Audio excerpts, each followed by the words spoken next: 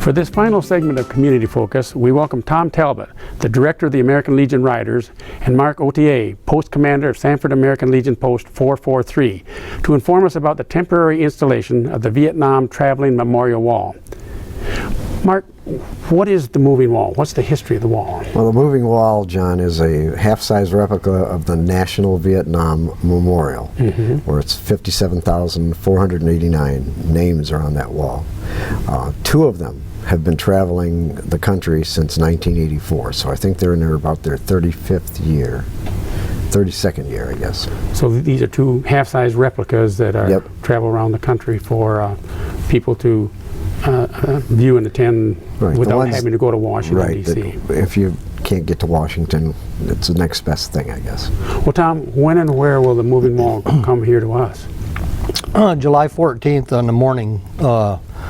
We're going to be at Valley Plaza. We're going to escort, motorcycle escort from Valley Plaza down Bay City Road, down Saginaw Road, through Sanford, and into the American Legion in Sanford. And that starts, staging will probably start right around 8 o'clock to 8:45, and we leave Valley Plaza promptly at 9. And that's on Thursday, July 14th that happens. Yep.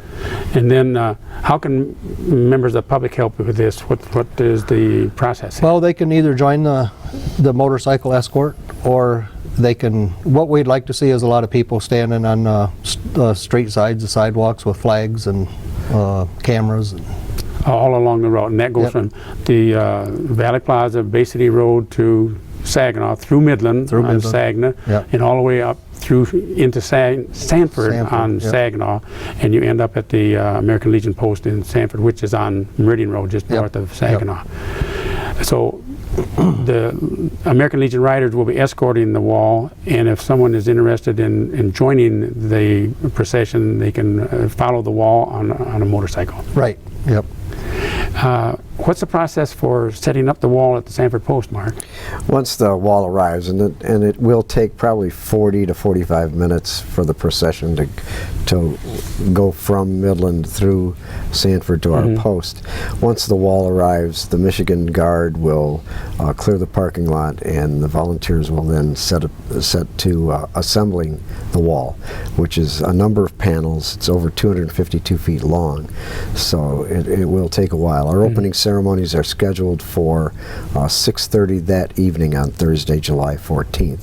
If you get there early, we're going to have the Tittabawassee Fife and Drum Corps there to play some pre-ceremony music. But the opening ceremony actually begins at 6:30.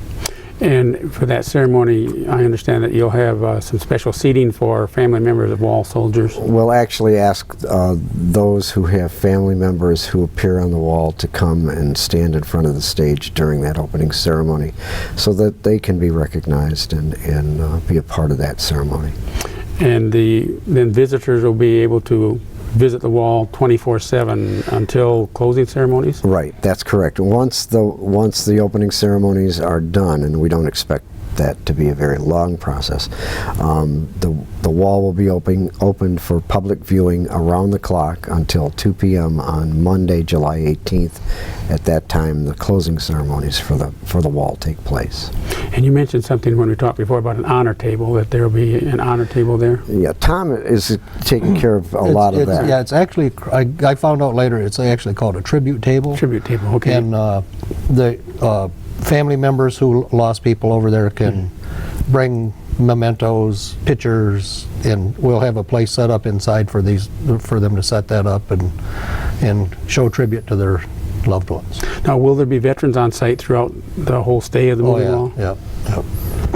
And the veterans will be providing just security there and security. Security and traffic control. The Michigan State Guard will be there, which is it's an arm of the Michigan National Guard. They'll be there with us around the clock. Tom and I will be there around the clock as well. But the Michigan Guard will be handling security, site security, and traffic control. And you'd indicated earlier too that there may be some military vehicles on display. Is that do we know about that? I know that there's a Vietnam era gun truck, a replica coming, and he said that he would be there at least one day. I've talked to the guy at General Jim's and asked him about bringing some of his vehicles, and he's going to try to do that. Well, Mark, how has this visit of the moving wall been funded? Actually, the Legion Riders started with a grant through the Midland Foundation, and with the help of Lincoln Township, we were able to secure the grant, and that gave us the ability to bring the wall to Sanford. And you've also had the support of local businesses? Oh yeah, as you might imagine, after we were granted the hosting responsibilities of the wall, we got a 70-page manual in the mail that indicated what we have to do to prepare the site. So we've used local businesses, and they've supported us. They are supporting us in this project quite masterfully with in-kind services and money donations that will help us provide for the visitors and so on. So is there a website that interested folks can access for more information? Well, you can go to themovingwall.org. That's you can find out more information about the history and about the moving wall. But you can also go to facebook.com, Sanford Legion 443, and that's our Facebook page, and we have a variety of information on that, not only on the wall but on other events that our post hosts. Okay, a quick recap. Thursday, July 14th, the procession leaves the Valley Plaza at 9 o'clock and travels through Midland into Sanford. The wall will be set up later that day with an opening ceremony at 6:30, and then available until 2 o'clock on the 18th when they have a closing ceremony. And that's the time that the moving wall will be available in Sanford at the American Legion Post. Yes. Well, Tom, Mark, thank you for joining us, telling us about the chance to escort, to honor, and to visit the moving wall.